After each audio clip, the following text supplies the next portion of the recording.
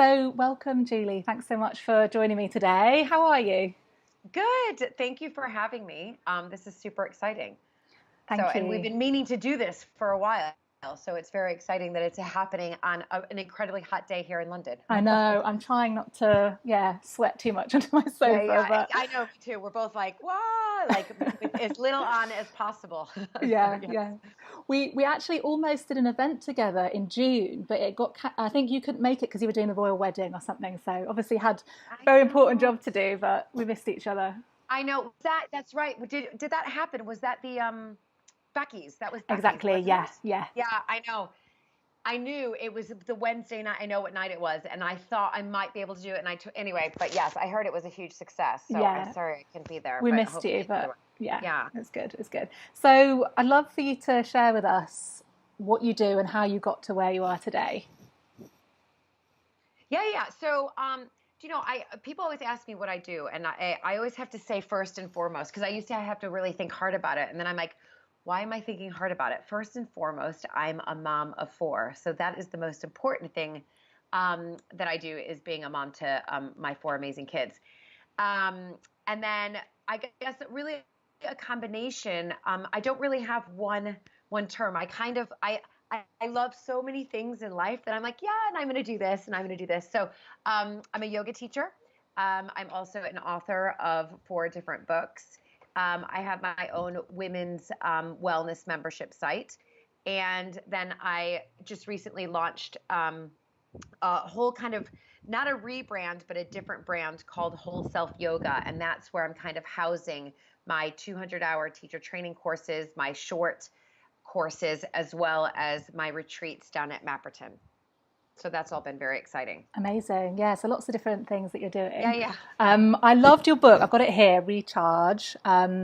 It's all about taking care of yourself. And it really did change my perspective on self care and what it actually means. Can you tell us what led to you writing this book?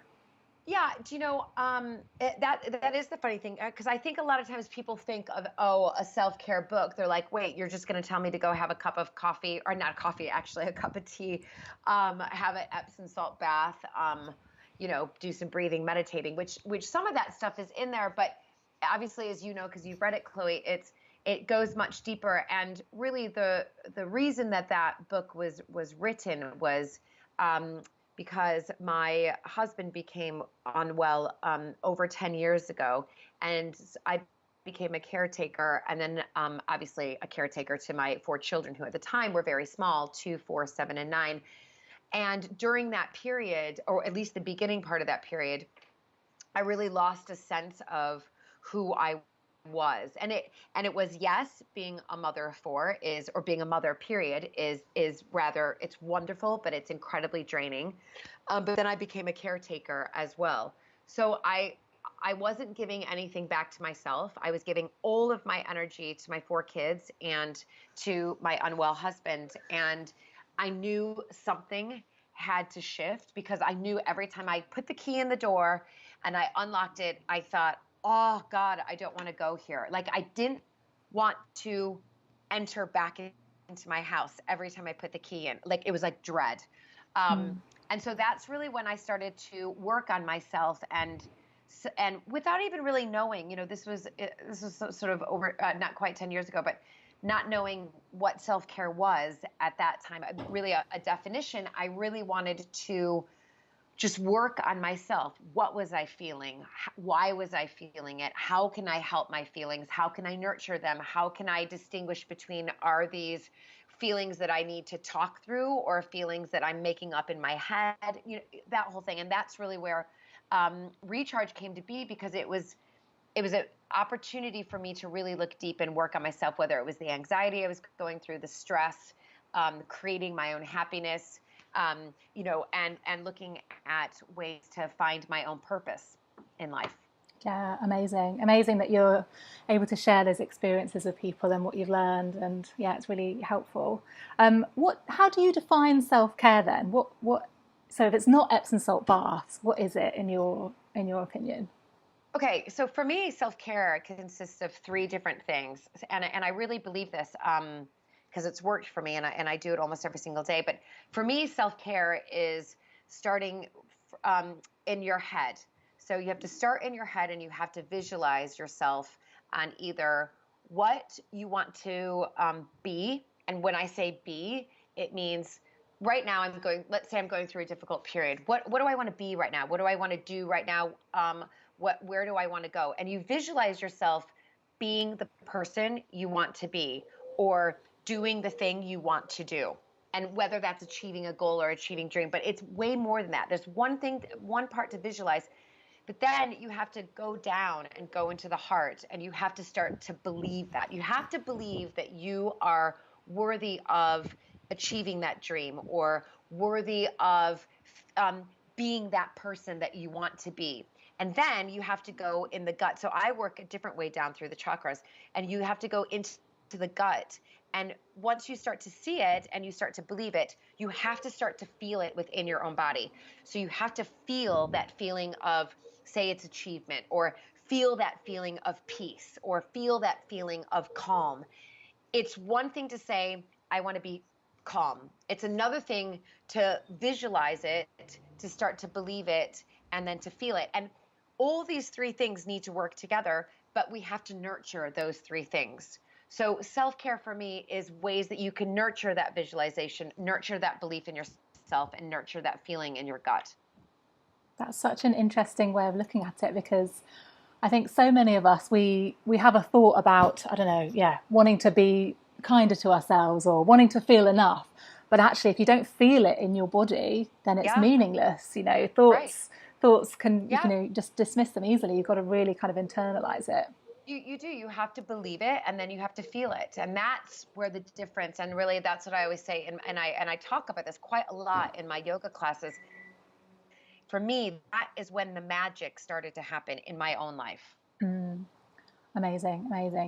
I think one of the things about self-care that seems a bit daunting for people is that, the excuse that we think of is that we're too busy to take care of ourselves, or too busy to deal with things. So we'll just get caught up in busyness, and taking care of ourselves will just go to the bottom of the pile. Sounds like you're very busy, and you probably have a solution to this. So how do people get around that?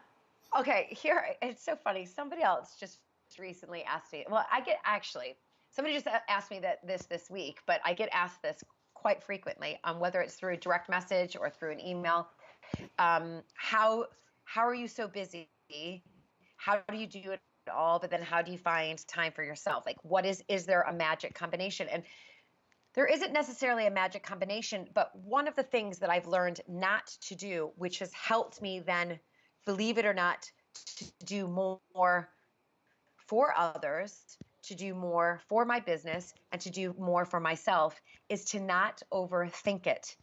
So I think a lot of times we think, okay, I've got 4 children and I have to plan all their schedules. Oh, and also I'm working full time, so I have to, I'm launching something new, or whatever it is. Or I've got this, product I want to launch, or a book I want to write. So I've got to plan my hours when I work on that, and have a business plan, and then I've got to plan. Like, I think what's worked for me is the non-planning, if you like. So the over planning and the planning takes so much effort. So the overthinking about it all. So what I always tell people is, the reason I'm able to do things is because I just don't overthink it too much. I just think, yep, I can do that. Yep, I can do that too. I don't think, well, how should I plan for that? Or should I write a business plan? Or do I need to have a huge chart out for my kids? If I see a chart out, and I go to my friend's house and they have this timetable chart for their kids, that stresses me out. Do you know what I mean? I'm like, oh my God, get rid of that. Just get rid of that. It's almost like I just kind of go with the flow. And of course I put things in my diary, but I think the way and how I've gotten to where I am today, and my husband laughs about it, but he's like, it weirdly works, is I just don't overthink things. And I am very much go with the flow. What life throws at you, take it on board, learn from it, accept it, but go with the flow. And it's really helped me. Brilliant. I love that idea. I think yeah, when you're overthinking things, you can feel overwhelmed, and it uses up a lot of energy, and it actually uses up a lot of time, doesn't it? Constantly going into the future and Yes. thinking what could go wrong. And actually, if you're just in the Yeah. moment and just taking things moment by Yeah. moment, then probably you can get a lot more done and save a Yeah. lot of You energy. can. I get so much. I mean, my husband says to me, I don't know how you get everything done. I mean, then he does follow it up with, I mean, granted, Julie, you are usually 5 minutes late to everything, but I'm like, I'd rather be 5 minutes late to everything than to have the stress that would wreak on me if I was overthinking the whole entire time. So I'm okay with 5 minutes late. Yeah, yeah. So it's about not overthinking and going with the flow, and Yeah. that's how you can get more done. Yeah, it works. It works. I love that. I love that. I know that you said you're a yoga teacher, and that's a big part of what you do. Does yoga help with anxiety, and how does it help with Yeah. anxiety, would you say? I mean, yoga to me is like, for me, it's a real lifesaver. Yoga, not only does it help with anxiety, but it helps with, a sort of an emotional stability, a mental clarity. And because yoga is so much more than just the physicality of the poses. There's 8 limbs of yoga. The third limb is the asanas, the poses. There's 7 other amazing limbs: breathing, meditation, but also ahimsa, niyamas, yamas, which is like ahimsa, nonviolence, things like that. And I think, yoga with anxiety, it's a way to come into a class. You're sort of closed off from the external world. So you're on your mat, you are being instructed, in a sense, to come into poses. So someone is telling you to do something, so you don't have to talk back. You just have to listen, and you just have to do. But what yoga teaches you is that in order to stay in the poses, you have to stay in the present moment. So you have to be mindful. The second you lose your breath or you lose your concentration, you'll fall out of the poses. So the wonderful thing about the poses is that they teach you how to breathe, and they teach you how to find that meditation, that mindfulness, and that, as we know, breathing and in that sort of mindfulness state can very much help with anxiety. Absolutely, yeah. So just forcing you in a way to stay present when a lot of the time we are Yeah. just in our heads and Yeah, and I think sometimes it's so nice when I come into a yoga practice.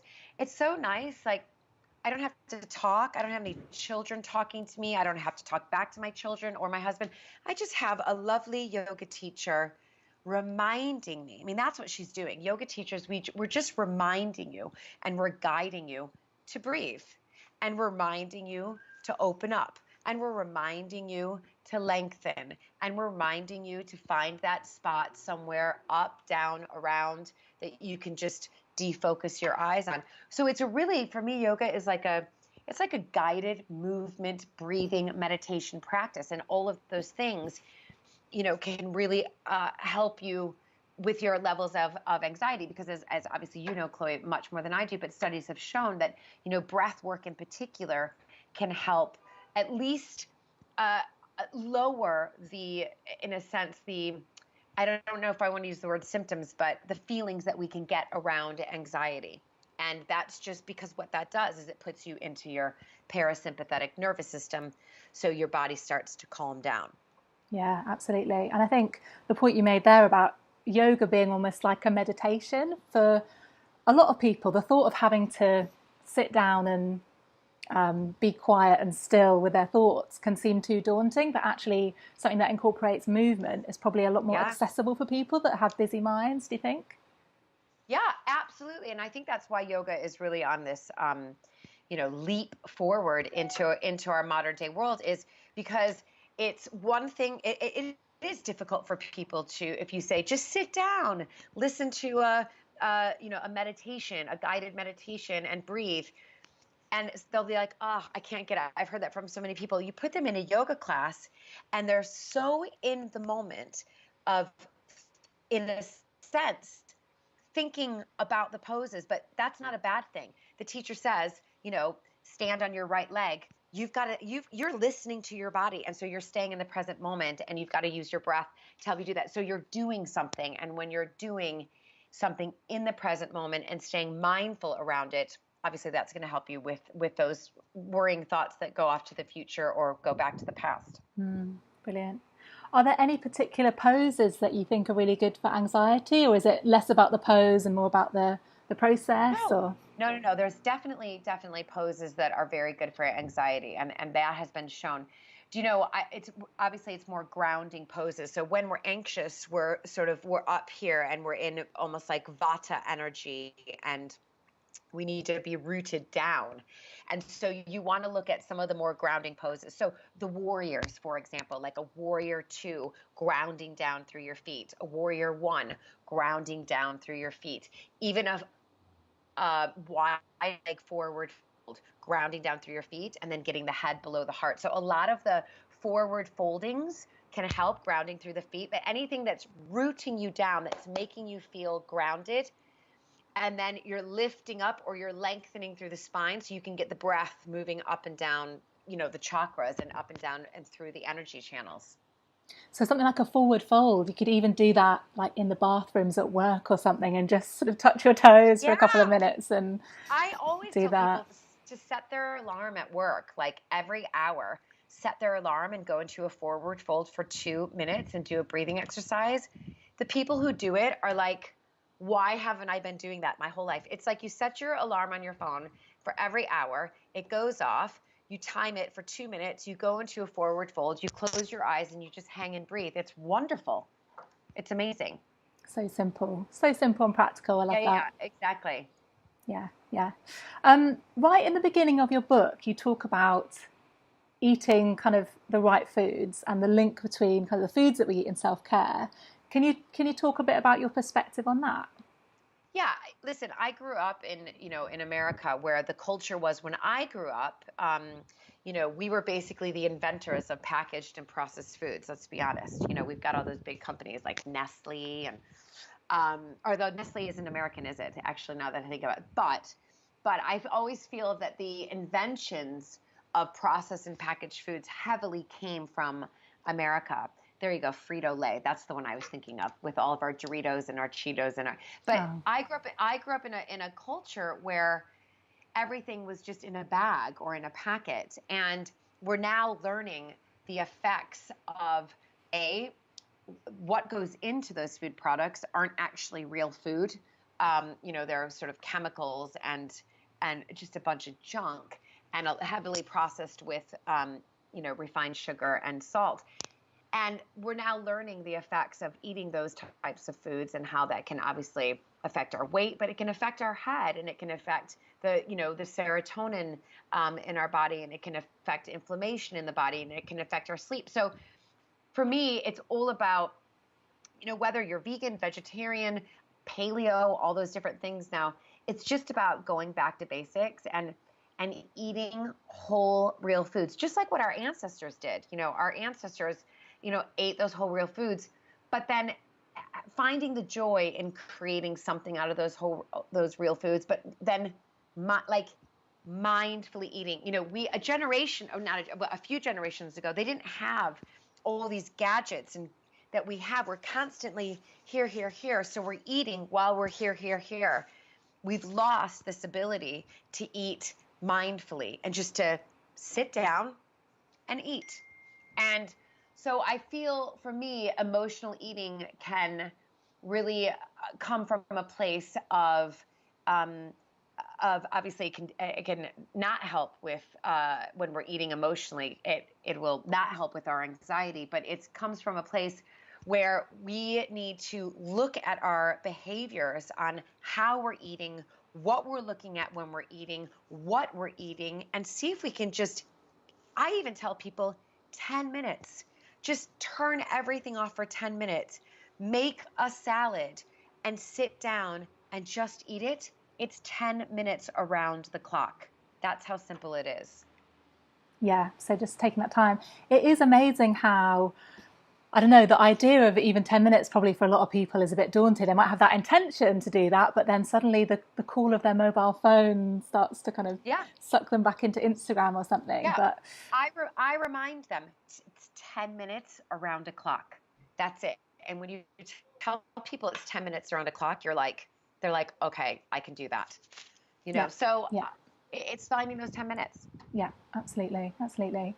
I think so much of food is linked with self esteem and our self worth. And if we don't feel like we're worthy of taking that time to eat slowly or to cook ourselves something good, then we're not necessarily going to do that. And it can almost be a bit of a vicious cycle, I think, and linked to self worth. Yeah.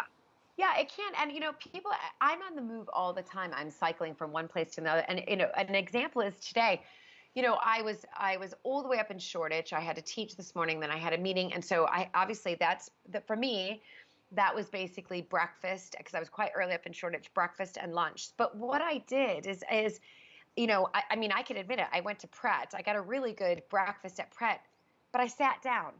So I sat down for 10 minutes. I had this ritual before I went to teach this class. And I just people watched. It was brilliant. I just sat there. Everything was 10 minutes.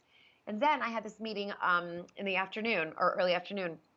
And again, I didn't pack anything. So I had to eat out. And I found a wonderful, really healthy Indian place in Shoreditch. But what I did, 30 minutes, I just ordered my dal. It was amazing, with my brown rice. And I sat for 30 minutes and I just switched off and I just ate this delicious dal. You've got to basically rewire your brain. You've got to make it a habit. And when you start making it into a habit, you actually can't, it becomes a ritual. So you can't live without it anymore. You're like, oh. So when I find those little pockets, I'm like, I'll take that 30 minutes. Shut everything off. I'll take those 10 minutes before I go teach a class. But I crave those. And if I don't get them, then I become restless and grumpy. Yeah, yeah. And I wonder if lots of us kind of think of when we're on our phone as that's relaxation time, but actually it's kind of, subtly or not so Oh, subtly provoking your stress levels, I think, isn't it? You're on yeah. Instagram, it's triggering things or answering emails.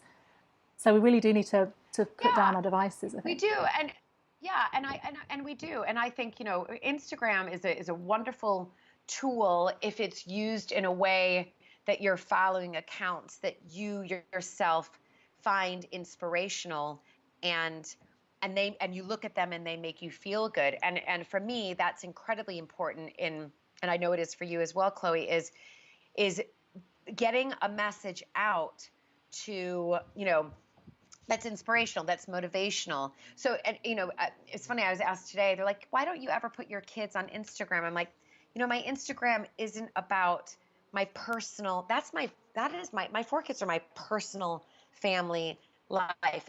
You may occasionally get snippets, but maybe that's once every 6 months. But for me, I want people following me because they want to find some inspiration or some motivation, or they want to learn more about yoga or healthy eating or self-care, things like that. I don't want people following me because they want to see pictures of my kids, in the nicest way, Yeah. but I'm careful with that. So I think as far as social media goes, as long as you are disciplined in following accounts that motivate and inspire you, that's great. But if you're following accounts that you look at, you're like, oh, now I feel fat, or now I feel bad, or I feel horrible, you got to, in the nicest way, stop following those accounts and only follow the ones that offer something positive to your life. Yeah, yeah. And I know that you talk about digital detoxes in your book. I've got a bit of a theory about this. I think a lot of us, and probably myself included, to a certain extent, we're a bit in denial about how much our devices affect us. And there's almost a sense, when I talk to people about this topic of kind of using your phone less or switching things off, I think a lot of people are quite in denial about it and don't, because we don't have that contrast anymore. We don't know what it's like to be completely away from our phones. Maybe even on holiday we've got our phones and things. So Yeah. do you think that might be the case, that we're actually just in denial and we need to actually take it a bit more seriously? Or what do you think about that? I think, yeah, we probably are in denial. I think for me, I always view Instagram as a tool to help my business, but it isn't my business. So I think there's two ways to look at it, as if you are using it to tool your business, that's great. But there are some people who Instagram, and that makes me sad. Instagram has become their whole business. And that is where Instagram could go away like that. And I always say to people, if Instagram goes away like that tomorrow, where's your business? So there's one way to, yes, and I think for both you and I, we use it as a tool for our own businesses, but there are people out there, and I say they need to look very, very hard at how much time they're spending on their phone, because they become so addicted, because that is their business. And so, yeah, you're right. I'm sure that there is, I think for me, on the one hand, I am one of the other things, I mean, I'm very grateful for my 4 kids. And the other reason I'm very grateful for them is because they take up so much time in my life that I can't be on my phone very much. You know, people will say to me, oh, I've been posting pictures for a week and you haven't liked any of my posts. And I'm like, you know what? I barely have time to even put up my own posts, to much less scroll through people's posts, because I've got kids, I've got another job. So, you know, and you know, there's that whole thing like liking other people's posts so that they'll get your likes back. I can't even do that, because so I'm like, if you like my post because you like the content, then please like it. But please don't like my post because you want me to like your post back so you get more likes. Because I can't play that game, because I don't have time to do that. Absolutely. But some people do. So there's something around, you know, being so kind of engaged in your real life that you just sort of forget about your phone or Instagram, or, you know, coming back to those real human connections that so many of us sadly are lacking, because we do spend too much time online, and actually getting out into the real world and spending time with real people again. Yeah, absolutely. So anything else that you feel is really important to share about recharging that you want people to really kind of take away from this interview? Well, I think the last thing I want to share is, you know, for the people who are still really on the fence of taking time out for themselves. And again, it's like what we talked about, whether it's the 10-minute breakfast, the 30-minute lunch, whether it's going deeper into, you know, your anxiety or your stress, or finding your passions, or living with purpose, or creating your happiness. I think my takeaway is it's like having children. You'll never, no one who has a child ever regrets having a child. It's this unconditional love. But I always say to people who are on the fence about having kids, I was like, I can tell you this, you'll never regret having a child, but you may regret not having one. That's what I always tell people when they ask me, I'm on the fence. I maybe want one, but I'm not sure if I do. And this is my answer. And it's the same thing with self-care. You'll never, ever regret taking care of yourself, ever. But if you're on the fence about it, if you should or shouldn't do it, you might regret not taking care of yourself. So it's the difference between a might and a definitely, you won't regret it. Interesting. Very interesting. I was reading a quote about the 5 regrets of the dying, and how one of the biggest regrets is working too hard and not kind of taking that time for yourself. So let's not get to 80 years old and be regretting not taking care of ourselves and recharging and doing those sorts of things. Yeah, exactly. Amazing. Thank you so much for talking to me today. Thank you. Thanks, Chloe. Where can people find out more about you and what you're up to at the moment? Yeah. So if they just head to my website, juliemontagu.com, and then all the links to books and to yoga and to yoga retreats, they're all on there. So just juliemontagu.com. Amazing. And I'll put the link in the show notes for that as well. And social media. Oh God, I feel bad saying that. But at Julie Montagu is Instagram.